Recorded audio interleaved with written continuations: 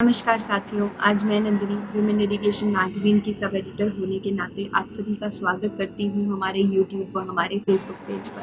तो आज हम आप सभी के लिए एक बहुत ही शोक भरी खबर लेकर आए हैं। जैसा कि सारे न्यूज़ चैनल्स पर, सोशल नेटवर्किंग पर सबको पता लग ही गया होगा कि हमारे देश के एथलीट, हमारे देश की शान मिल्खा सिंह अब हमारे बीच नहीं रहे। तो उन्हीं की एक जीवन गाथा कहूँगी, या ये कह लीजिए कि हमारी तरफ से एक प्रयास है उनको अपनी तरफ से एक भावपूर्ण श्रद्धांजलि देने का। तो ये वीडियो आप सभी के लिए है। उनकी ज़िंदगी की एक भावपूर्ण श्रद्धांजलि के रूप में हम क्या कहें, मुझे इस समय कुछ समझ नहीं आ रहा। तो ज़्यादा समय ना लेते हुए आइए हम वीडियो शुरू करें। इस खबर पर भरोसा करने को जी नहीं चाहता कि मिल्खा सिंह नहीं रहे। हाल ही में उन्हें हॉस्पिटल से छुट्टी मिली थी, लेकिन फिर तबीयत खराब होने के बाद उन्हें आईसीयू में भर्ती कराया गया, जहां लगातार उनका ऑक्सीजन लेवल कम हो रहा था, जिसके बाद उनके जीवन की डोर कमजोर होते होते टूट गई। आज मिल्खा सिंह की मृत्यु पर पूरा देश शोक व्यक्त कर रहा है। हमने एक महान खिलाड़ी खो दिया है, जो भारतीयों के दिलों में मिल्खा सिंह के लिए खास जगह थी और उन्होंने सबको अपने व्यक्तित्व से कितना प्रेरित किया है। उनके निधन से आज पूरा भारतवर्ष बहुत ज़्यादा दुखी है। मिल्खा सिंह का जीवन एक जीते जागते संघर्ष की कहानी रहा है, जिसमें जिद, जुनून और कामयाबी का मेल है। मिल्खा सिंह की दमदार शख्सियत को समझने के लिए आइए आपको कुछ दशक पीछे लिए चलते हैं। ये बात है वर्ष 1960 की, जगह रोम और इवेंट था 4 साल में एक बार होने वाला ओलंपिक। 400 मीटर की रेस में भारत की आखिरी उम्मीद थी मिल्खा सिंह। मैदान पर डटे हुए एथलीट मिल्खा सिंह, जिनकी शानदार प्रदर्शन ने पंडित नेहरू का मन मोह लिया था। हालांकि 1956 में हुए ओलंपिक में मिल्खा सिंह के अंदर जो अनुभव की कमी देखी जा रही थी, वह 1960 तक आते आते गायब थी, जिसका एक नमूना 1958 में हुए एशियन खेलों में मिल्खा सिंह ने 200 और 400 मीटर की दौड़ में गोल्ड मेडल हासिल कर दिखाया था। 1960 में रोम में आयोजित ओलंपिक में जब मिल्खा सिंह 400 मीटर की रेस के लिए मैदान में उतरे, तो सबकी नज़र मिल्खा सिंह पर डटी हुई थी।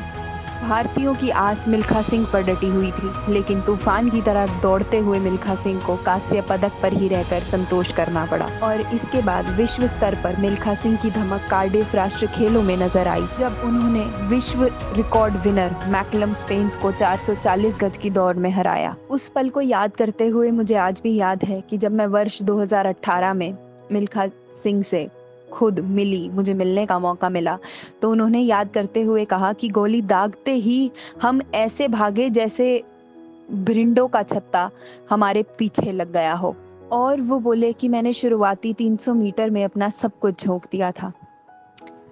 मुझे ये भी याद है कि उनसे पूछे जाने पर उन्होंने जवाब दिया था कि मैंने सफ़ेद टेप को उस समय देखा जब दौड़ खत्म होने में 50 गज शेष रह गए थे।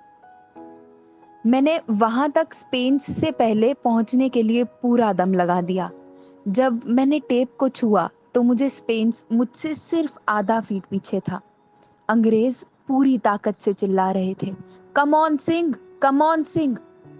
टेप छूते ही मैं बेहोश होकर मैदान पर ही गिर पड़ा। आगे उन्होंने बताया कि जब मुझे होश आया तो मेरे साथियों ने मुझे कंधे पर उठा लिया था।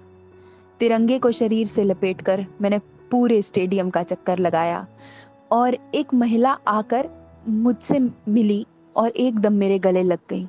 इससे पहले कि मैं उनसे कुछ पूछ पाता, कुछ प्रश्न कर पाता, उन्होंने अपना परिचय खुद दिया।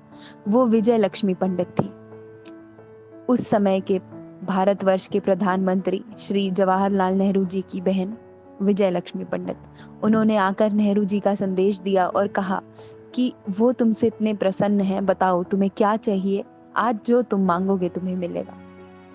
तो आगे सर बता रहे थे कि मैंने उन्हें कहा कि मैं कुछ कह नहीं सकता, मुझे कुछ मांगना नहीं आता, अगर आपको देना है तो पूरे भारतवर्ष में एक दिन की छुट्टी दे दीजिए।